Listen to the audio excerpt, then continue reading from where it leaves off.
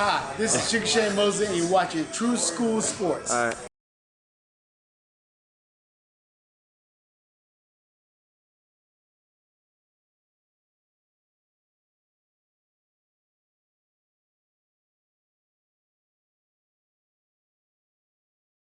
Okay. What do you feel like, because what do you feel like was the most underrated trait of Mike Tyson? Because I know people have their perceptions of him. He always seemed like a really astute boxing mind, like a real smart boxing mind. Yeah, Mike Tyson is a boxing genius. Mike understands boxing. Now, I would tell you, I become good friends with Holyfield. I'm pretty good friends with Holyfield and Reddy Bow since I was down at the heavyweight packet. Holyfield is a very, very, very intelligent fighter himself.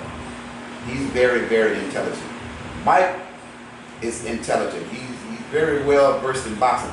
Now, the thing about Mike is, people don't understand this, and I told Holyfield before the Mike Tyson Holyfield fight, I advised the managers to postpone the fight for 6 weeks. I told him that Mike wasn't ready. He underestimated Holyfield. I said, Mike is not ready. Mike's biggest problem was he didn't have the opposition to really bring out the best in him. When he was 19 and 20 years old, he didn't have the opposition. You got to understand, that boy was 18, 19 years old, knocking out grown men. Yeah. He become the youngest heavyweight champion of all time. But you have to understand, he didn't have. I remember once I was in Arizona, and Mike made a spin move in the ring, and after 3 years, I hadn't seen him do this. I said, so what was that? And I said, yeah, I never seen you do that before. So Mike told me, he said, look, there's a lot of things I can do in the ring that you never seen. Most people haven't seen these because I don't have anybody opposition to make me do it, to make me go to that level. So basically, a lot of times you just fighting on just strength and techniques and all that. But and for a long time, my era is Muhammad Ali. Everybody know that. Yeah. That's one of the reasons why I started boxing. Muhammad Ali this, Muhammad Ali that. Muhammad Ali the greatest, Ali this and that. So the old timers in the front gym, when Mike was having 12, 13, and 14 fights, one of the old trainers walked in the gym and he said, you see that boy Mike Tyson? And everybody stopped. Yeah. He said, he gave all the heavyweights through history trouble. He gave all of them trouble. And so we was like, oh, okay, now you got friends of Joe Louis and friends of Blackburn, other trainers in the gym that come along in that era with them. They said, well, I don't know, Joe Louis would have did this and Joe Louis would have done that. But one of the trainers, Bill Miller, said, Stacey, you gave them all trouble. So we listened to that. But still, I wasn't sold on that because, my Ali thing. Yeah. Ali. But once I started working with him, started working with Mike, and started to realize, wait a minute, this ain't what I thought it was. This ain't what people think it is. I said, this is legit right here. And so I began to change my mind a little bit about the Ali Tyson situation. And Mike never bragged about who he can beat in this type of thing. But one day our motivator Crocodile asked him at his house in Cleveland, said, Mike, do you think you can beat Muhammad Ali? And Mike looked at him and told him, said, I would kick Ali's butt, man. Ali wouldn't have been able to stay in the ring with me. Now, Muhammad Ali said that Mike Tyson would have gave him a hard fight.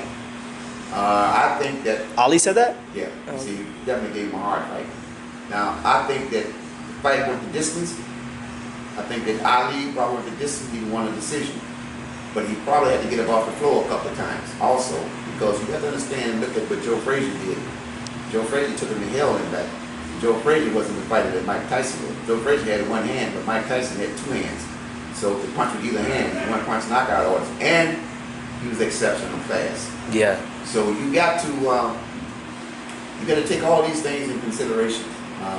I know there's one fighter that cussed him out, told Mike to never fight, and that was George Foreman. He was just too big, he was too strong.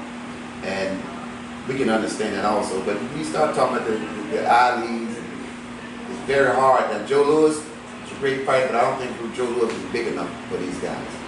I don't think Joe Louis, the old time used to tell us in the gym, well, it'd be a big argument. I would say Tyson would beat Joe Louis, and they get the argument, Joe Louis would knock Mike out for 3 or 4 rounds. I don't believe that. But although Joe Louis was a dangerous fighter, he didn't have the opposition that Ali did, man. So it's very hard to say. I once told Mike, I said, listen, Mike asked me, because he has a certain amount of insecurity. Yeah. He asked me as if he was thinking to himself, how did I get here? Where did I come from? And he jumped, he said, do you think that I'm a good fighter? And I was like, now where's he going with this? And I said, and I looked in his eyes and I saw that he was very serious. He said, do you think I'm a good fighter? I said, good fighter. I said, you're a great fighter, Mike. He said, am I really that good? I said, yeah. I said, now, all through the history of boxing and the future of boxing, there will always be questions. Who was the best? I say, in my era, they're going to say Muhammad Ali. And Joe Louis, the other guys, trainers that are older than me, they're going to say Joe Louis. The younger guys is going to say Mike Tyson. So you three will always be controversial about who was the best, who could have beat who. I said, but that's where you're going. And I got to go with the opposition. The opposition of the fighters that Ali fought. Ali didn't duck anybody. I mean, he fought these guys when he was in their prime. You know, he fought the Ernest Shavers, he fought the George Foremans, Big Buster Mathis. He just fought everybody. Kenny Norton. Yeah. I mean, I don't think he really ever beat Kenny Norton because of styles. But you got to look at the opposition that he fought. You know, and a lot of people told him not to fight George Foreman. But Ali was a different type of person. He took pride and he felt that the boxing ring and that championship belonged to him.